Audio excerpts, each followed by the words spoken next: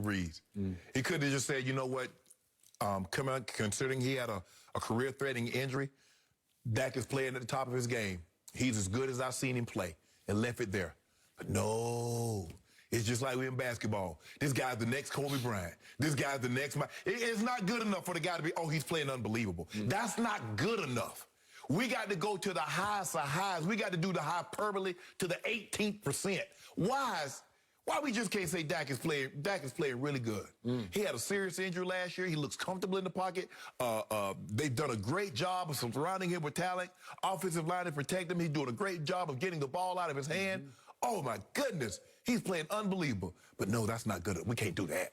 That's not good enough. We got to go to the highest power. Now, that's a 1. I'm giving him a 1. So that guy, he's high completion percentage, but he did get in Dak. He's 14th in yards per attempt.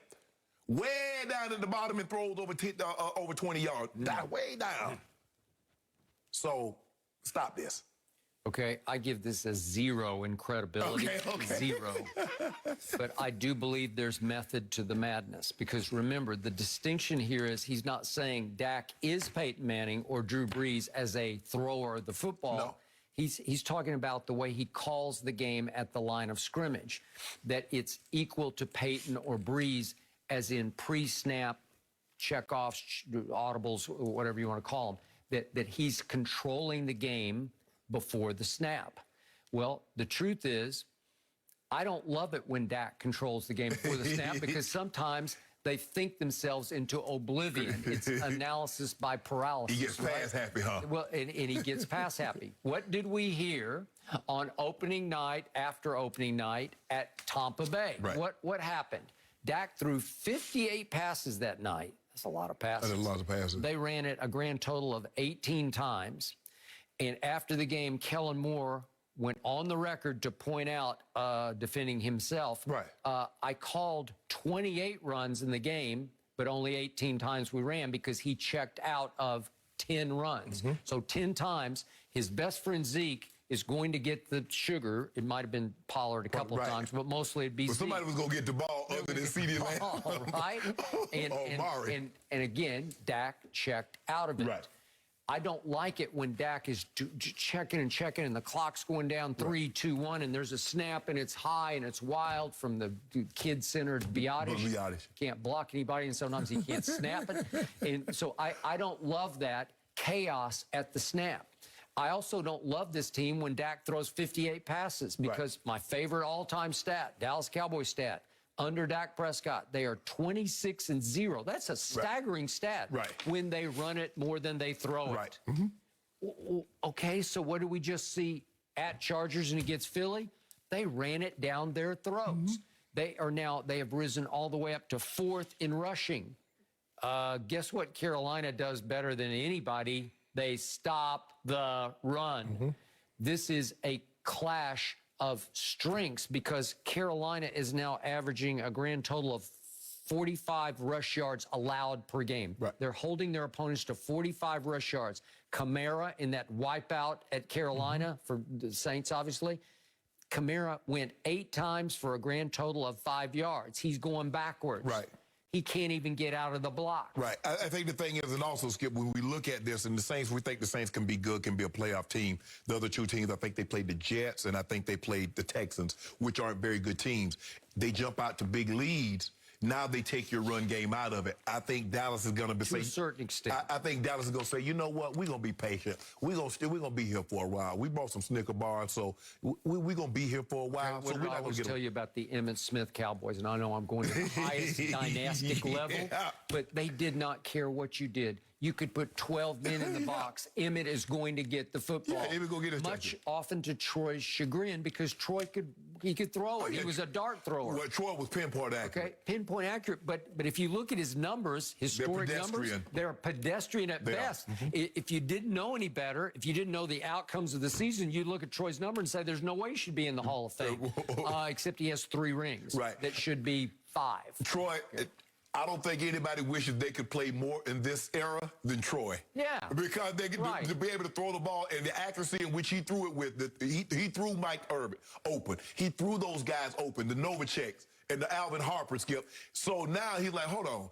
y'all realize I was quarterback and just turn around and hand the ball off to the all-time leading rusher. Yeah. So how many passes did you think I was going to throw with him getting 25, 30 carries a game? Exactly. And I've never heard this from Troy, but I'm guessing his all-time favorite individual game was the NFC Championship game that they lost at Candlestick Park against the Niners, the Steve Young year, because Dion was on the other side and Troy got off to a rocky start. They got off to a rocky start, and they look up and they're down 21-0.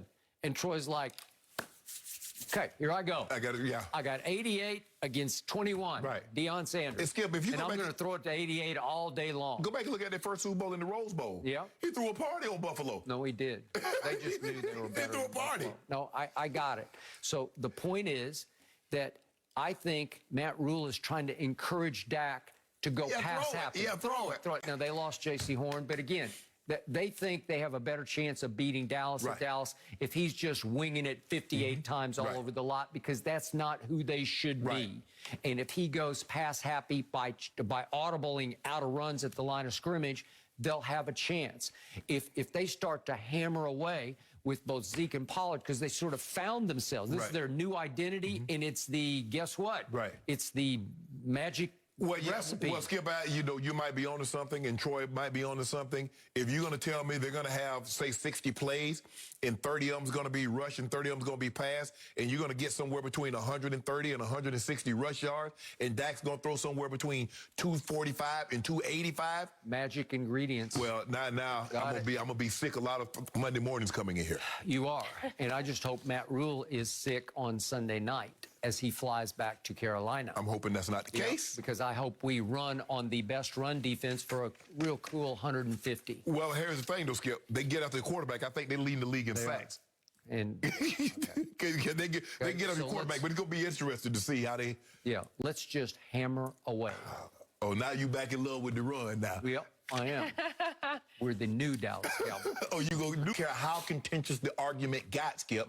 There is no justification other than the arrogance of Coach Bill Belichick believing that Malcolm Butler is just another cog and we can win this game without him.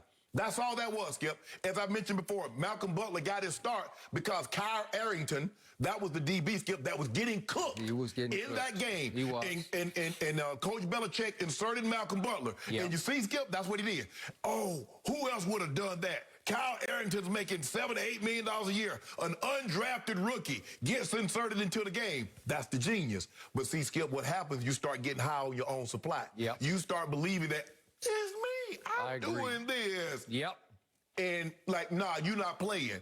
And it ended up possibly costing him or his team a great chance at winning. That's what this all was. Because I've seen it before. I played 14 years, and I've seen coaches and players almost come to blows. It ain't nobody didn't play the next game. As a matter of fact, they go